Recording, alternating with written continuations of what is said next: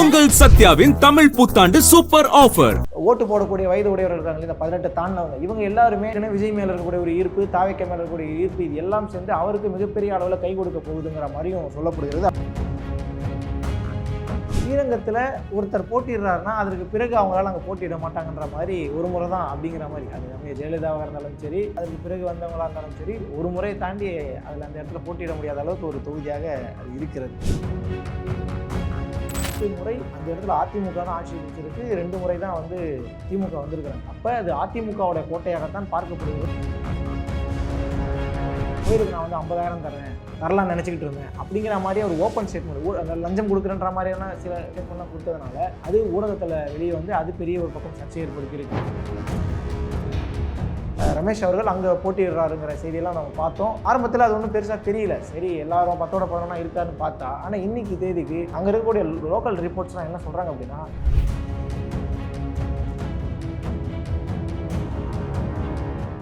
வேலை வேண்டுமா? Blue ocean இருக்கிறது. 10th 12th டிப்ளமோ டிகிரி படித்தவர்களுக்கு உணவு, தங்குமிடம், இஎஸ்ஐ, பிஎஃப் இன்சூரன்ஸ் உள்ளிட்ட சலுகைகளுடன் அனுபவத்திற்கேற்ற நல்ல சம்பளம் 15,000 முதல் 30,000 வரை. பெண்களுக்கு முன்னுரிமை. 2,000க்கும் மேற்பட்ட வேலை வாய்ப்புகள் உள்ளன. இப்போதே தொடர்பு கொள்ளுங்கள். Blue ocean. ஐத்தமிழ் நேயர்களுக்கு வணக்கம். தேர்தல் ரொம்ப பரபரப்பாக இயங்கிக் கொண்டிருக்கிறது. கிட்டத்தட்ட ஏப்ரல் 23, இன்னொரு 9-10 நாளில் தேர்தலை நம்ம நெருங்க போகிறோம். என்ன தீர்வு கிடைக்க போகுதுங்கிறத கிட்டத்தட்ட ஒரு அன்பிரடிக்டபிள் எலெக்ஷன்னே இதை நம்ம சொல்லலாம். அந்த அளவுக்கு யார் ஜெயிக்க போகிறா, யார் தோக்க போகிறா, யாரால் யார் பாதிக்கப்படுவார்ன்ற மாதிரி ஒவ்வொருத்தரும் ஒரு கருத்து கணிப்பு வெளியிட்டு இருக்காங்க. அந்த அடிப்படையில் ஸ்ரீரங்கம், அந்த தொகுதியை 139வது தொகுதி ஸ்ரீரங்கத்தை பற்றி எதுக்கு நம்ம பேசணும் அப்படின்னா, ஸ்ரீரங்கத்திலிருந்து ஒரு முதல்வர் வேட்பாளர் வந்தார். யாருன்னு நம்ம எல்லாருமே தெரியும், மறைந்த முதல்வர் அமைச்சர் ஜெயலலிதா அவர்கள். ஸ்ரீரங்கத்துக்கு நிறைய சிறப்புகள் இருக்கு. குறிப்பா சொல்றதா ஸ்ரீரங்கநாதர் கோயில், வண்ணத்துப்பூச்சி அந்த பூங்கா, அதே போல காவிரி நதி ஓடக்கூடிய ஒரு முக்கிய பகுதி ஸ்ரீரங்கம் சொல்லி நிறைய சிறப்புகள் இருக்கு. அரசியல்னு எடுத்துக்கிட்டோம்னா ஸ்ரீரங்கத்துல ஒருத்தர் போட்டிடுறாருன்னா அதற்கு பிறகு அவங்களால அங்கே போட்டியிட மாட்டாங்கன்ற மாதிரி ஒரு முறை தான் அப்படிங்கிற மாதிரி, அது நம்ம ஜெயலலிதாவாக இருந்தாலும் சரி, அதுக்கு பிறகு வந்தவங்களாக இருந்தாலும் சரி, ஒரு முறையை தாண்டி அதில் அந்த இடத்துல போட்டியிட முடியாத அளவுக்கு ஒரு தொகுதியாக அது இருக்கிறது. இப்போ சிட்டிங் எம்எல்ஏவாக இருக்கக்கூடிய பழனியாண்டி அவர் ஏற்கனவே அவருக்கும் அமைச்சர் நேருக்கும் ஒரு கருத்து முதல்லாம் இருக்குது.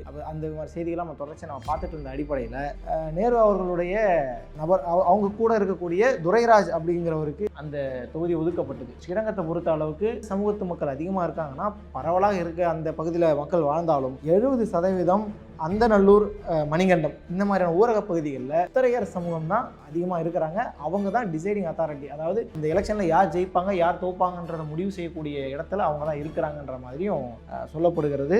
அந்த உத்தரையர் சமூகம் யாருக்கு ஆதரவு கொடுக்குறாங்கன்றது தான் இப்போ மிகப்பெரிய ஒரு கேள்வி. ஏன் அப்படின்னா, திமுக களமிறக்கி இருக்கக்கூடிய இந்த துரைராஜ் சொன்னார் இல்லையா, இவர் அதே சமூகத்தை சேர்ந்தவராக இருந்தாலும் இன்னைக்கு நேற்று வந்த செய்தி, 2 நாட்கள் முன்பாக வந்த தொடர் செய்திகள் என்ன சொல்லுது அப்படின்னா, அவர் தொகுதிக்குள்ளே போனாலே பிரச்சனையாக இருக்குது, கோயிலுக்கு நான் 50,000 தரலாம் நினச்சிக்கிட்டு இருந்தேன் அப்படிங்கிற மாதிரி ஒரு ஓப்பன் ஸ்டேட்மெண்ட், அந்த லஞ்சம் கொடுக்குறன்ற மாதிரியான சில ஸ்டேட்மெண்ட்லாம் கொடுத்ததுனால அது ஊடகத்தில் வெளியே அது பெரிய ஒரு பக்கம் சர்ச்சை ஏற்படுத்தியிருக்கு. தொகுதிக்கு போனால் மக்களே அவரை உள்ளே சேர்க்க மாட்டாங்கன்ற மாதிரியான விஷயங்களும் சொல்லப்பட்டு இருக்கு. 8 முறை அந்த இடத்துல அதிமுக தான் ஆட்சி பிடிச்சிருக்கு, 2 முறை தான் திமுக வந்திருக்கிறாங்க. அப்போ அது அதிமுகவோட கோட்டையாகத்தான் பார்க்கப்படுகிறது. இன்னைக்கு தேதிக்கு அதிமுக பாஜக என்டிஏ கூட்டணி வலுவாக இருப்பதனால அந்த தொகுதி அதிமுக வசம் போகும்னு சொல்லி தான் எல்லா செய்தி ஊடகங்களுடைய வெப்சைட்லையும் குறிப்புகள் கொடுக்குறாங்க. இந்த கேம் அதை ஸ்ரீரங்கத்தை பொறுத்த அளவுக்கு டிஎம்கே விசஸ் ஏடிஎம்கே இதுதான் அப்படிங்கிற மாதிரி சொல்லிட்டு இருக்காங்க. ஆனால் ஏடிஎம்கேக்குள்ள என்னடா சிக்கல் இருக்குது அப்படின்னு நம்ம பார்க்கும்பொழுது, ஏடிஎம்கே சார்பாக மனோகரன் களம் இருக்கிறாங்க. இவர் முன்னாள் அரசு கொறடாவாக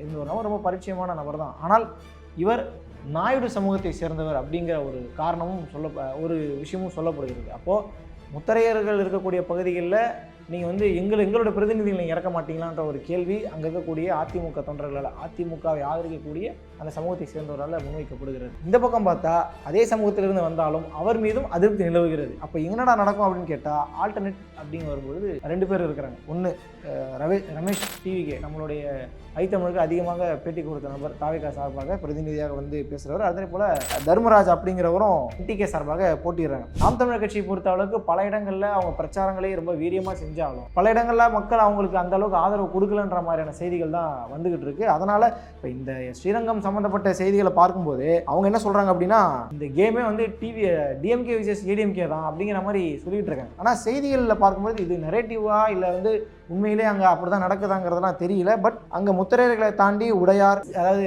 பட்டியலினத்த சமூகத்தை சார்ந்தவர்களும் வெள்ளாளர்களும் இரண்டாவது பெரிய ஒரு சமூகமாக அங்கே இருக்கிறாங்க. பிராமணர்களும் அதிகமாக இருக்கக்கூடிய ஒரு பகுதி ஸ்ரீரங்கம்ன்றது நம்ம எல்லாருக்குமே தெரியும். கொஞ்சமாக கிறிஸ்தவர்களும் இருக்கிறாங்க. அப்போ வெற்றி தீர்மானிக்கக்கூடிய இந்த முத்திரையர் சமூகம் யாருக்கு ஆதரவு கொடுக்க போகுதுங்கிறது பெரிய கேள்வியாக இருக்குது. ஒரு பக்கம் தன் சமூகத்தை சேர்ந்தவருக்கு எதிர்ப்பு, இன்னொரு பக்கம் அதிமுகவுடைய கோட்டையாக இருந்தாலும் ஆனால் அதிமுக களமிறக்க இருக்கக்கூடிய வேட்பாளருங்கிறவர் அதே சமூகத்தை சேர்ந்தவர் இல்லை அப்படிங்கிற காரணத்துக்காகவும் இது வந்து யார் பக்கம் போகுன்றது ஒரு பெரிய கேள்வியாக இருக்குது. இந்த சமயத்தில் தான் ரீசெண்ட் டேஸில் தாவேகா ஒருங்கிணைப்பாளர் இருக்கார் இல்லையா, அந்த செய்தித்துறை ஒருங்கிணைப்பாளராக இருக்கக்கூடியவர் ரமேஷ் அவர்கள் அங்கே போட்டியிடுறாருங்கிற செய்தியெல்லாம் நம்ம பார்த்தோம். ஆரம்பத்தில் அது ஒன்றும் பெருசாக தெரியல, சரி எல்லாரும் 10-11 இருக்காருன்னு பார்த்தா, ஆனால் இன்னைக்கு தேதிக்கு அங்கே இருக்கக்கூடிய லோக்கல் ரிப்போர்ட்ஸ்லாம் என்ன சொல்கிறாங்க அப்படின்னா, அங்கே இருக்கக்கூடிய பகுதி மக்களில் பொதுமக்கள் 35% அதிகமானவர்கள் தாவேகா சார்பாக அதாவது களமிறக்கக்கூடிய ரமேஷுக்கு ஆதரவு கொடுக்குறாங்கன்ற மாதிரி லோக்கல் ரிப்போர்ட்ஸ் வந்து நமக்கு சொல்லப்படுகிறது. சரி, இதற்கு முன்னாடி என்ன பண்ணியிருக்கிறாங்க, என்ன பிரச்சனை இருக்குன்றதும் நமக்கு தெரியணும்ல. ஏன்னா அதை வச்சு தானே இந்த தேர்தல் அந்த மக்கள், ஏன்னா எப்பயுமே ஒரு தேர்தலை பொறுத்த அளவுக்கு உள்ளூர் பிரச்சனையை மையப்படுத்தி தான். இப்போ லோக்சபா மாதிரி தேர்தல்லாம் நம்ம வந்து யார் வரணும், பிஜேபியா காங்கிரஸான்ற ஒரு கேள்வி இருக்கும். அசம்பிளி எலெக்ஷனை பொறுத்த அளவுக்கு உள்ளூர் பிரச்சனை யார் வேட்பாளராக வரா, இல்லை புதுசாக யார் வந்திருக்கான்ற மாதிரி நிறைய விஷயங்களை மக்கள் யோசிச்சு தான் அதை முடிவு எடுப்பாங்கன்ற அடிப்படையில் செய்யப்படாத வாக்குறுதிகளே ஒரு பெரிய பட்டியல் சொல்கிறாங்க. அதாவது திமுகவுடைய தேர்தல் வாக்குறுதியில் நெல் குடோன் அமைச்சு தரேன்னு சொல்லியிருந்தாங்க. ஆனால் அது அமைச்சு தரவே இல்லை. பெட்டவாய் தலை டு கிளிக்கூடு வரை காவிரியில் இருக்கக்கூடிய 3 இடங்களில் தடுப்பணைகள் அமைச்சு தரேன்னு சொன்னாங்க. ஆனால் அமைச்சு தரவே இல்லை. அதே மாதிரி பூக்களுக்கு வந்து மதிப்பு கூட்டக்கூடிய பொருட்களை தயாரிக்கக்கூடிய தொழிற்சாலையை அமைக்கிறேன்னு வாக்குறுதி கொடுத்தாங்க, அது செய்யவே இல்லை. அதே போல் வாழை சம்பந்தப்பட்ட தொழிற்சாலையை அமைச்சு தரேன்னு சொன்னாங்க, அதுவும் பெரிய அளவில் எதுவுமே செய்யலை. ஸ்ரீரங்கம் டு கரூருடைய சாலை வரை காவிரி ஆற்றில் வந்து பாலம் கட்டுறேன்னு சொல்லியிருந்தாங்க, அதையும் பெரிய அளவில் எதுவுமே செய்யலை.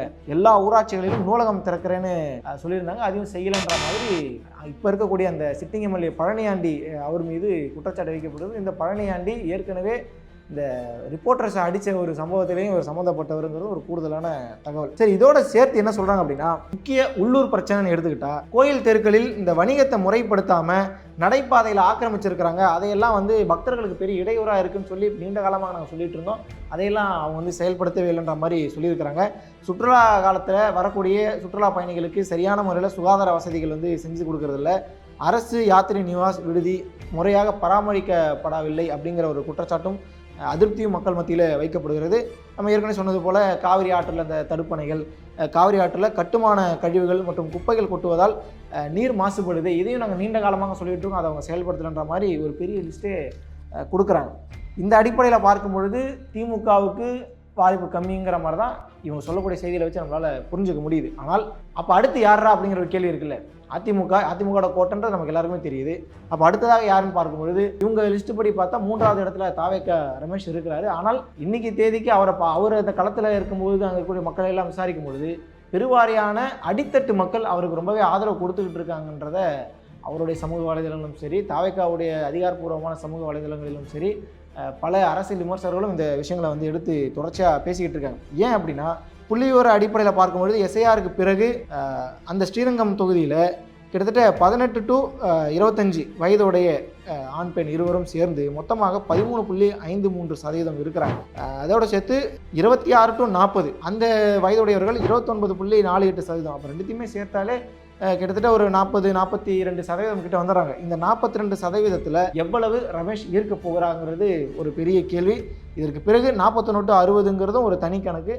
ஆனால் அதிகபட்சமாக இளைஞர்களுடைய வாக்குகளை ஒரு புது நபர் கேண்டிடேட் இறக்கியிருக்கிறாங்க. அதே போல் இளம் ஒரு கேண்டிடேட்டாக தாவேகாவது இறக்கியிருக்கிறது ரமேஷ். கிட்ட 30-31 வயசு தான் நினைக்கிறேன் அவர் இறக்கியிருக்கிறாங்கன்றதுனால அங்கே இருக்கக்கூடிய இளைஞர்களுக்கும் அதே போல் இந்த ஓட்டு போடக்கூடிய வயது உடையவர்கள் இருக்காங்க, இந்த 18 தாண்டினவங்க, இவங்க எல்லாருமே ஏற்கனவே விஜய் மேலே இருக்கக்கூடிய ஒரு ஈர்ப்பு, தாவேகா மேலே இருக்கக்கூடிய ஈர்ப்பு, இது எல்லாம் சேர்ந்து அவருக்கு மிகப்பெரிய அளவில் கை கொடுக்க போகுதுங்கிற மாதிரியும் சொல்லப்படுகிறது. அப்போ இந்த லிஸ்ட்டு படி இவங்க சில ஊடகங்கள் வகுத்து வச்சிருக்கக்கூடிய அந்த கணக்குப்படி பார்த்தா திமுக விசஸ் ஏடிஎம்கேன்னு சொல்லப்பட்டாலும் கள நிலவரங்களை பார்க்கும் பொழுது அது அதிமுகவா அல்லது தாவேகாவாங்கிறது தான் கேமாக இருக்குது.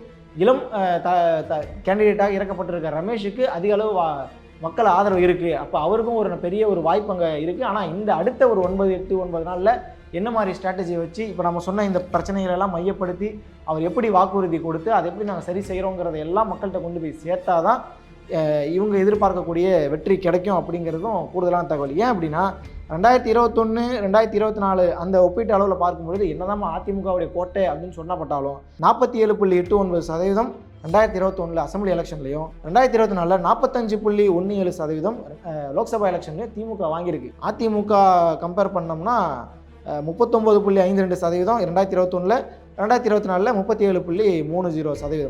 அந்த அடிப்படையில் தான் அதிமுகவுடைய ஓட் பர்சன்டேஜ் இருக்குது. இன்றைக்கி ஆன்டி இன்கம்பன்சி, தேர்தல் வாக்குறுதி நிறைவேற்றலை, பெண்கள் மீதான வன்முறைகள் இப்படிங்கிற பல காரணங்கள் சொல்லப்பட்டாலும் வெற்றியை தீர்மானிக்க போகிறது என்னவோ குறிப்பிட்ட அந்த சமுதாயத்துடைய மக்கள் தான். இப்போ அந்த சமூகம் சார்ந்து தான் வரணும் தலைவர்கள் அப்படின்னு நினைக்கிறவங்க யாருக்கு வாக்களிப்பாங்கன்றது நமக்கு நல்லாவே தெரியும். அந்த சமூகத்தை சார்ந்தவங்களுக்காக தான் அவங்க இருப்பாங்க. பட் இன்றைக்கி இருக்கக்கூடிய தேதிக்கு பொதுவாக மக்கள் அந்த மனநிலையில் இல்லை.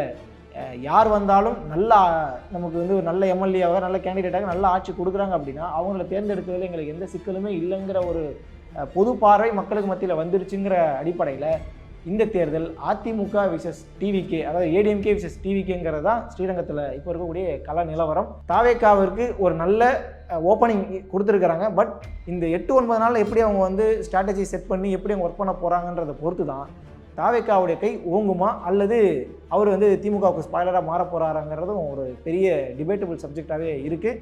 ஆனால் இப்போ வரைக்கும் நம்ம பார்த்த தரவுகளின் அடிப்படையில் சொந்த சமூகத்தை சேர்ந்தவங்கள அதிமுக நிப்பாட்டாத காரணத்தினால அது ஒரு பெரிய அதிருப்தியில் இருக்குது. அதிமுக என்டிஏ கூட்டணியில் இருப்பதால் ஏற்கனவே இயல்பாகவே பாஜக மீதான ஒரு பார்வை மக்கள் மத்தியில் இருக்கிறதுனால அதுவும் ஒரு டிராபேக்காக இருக்குது.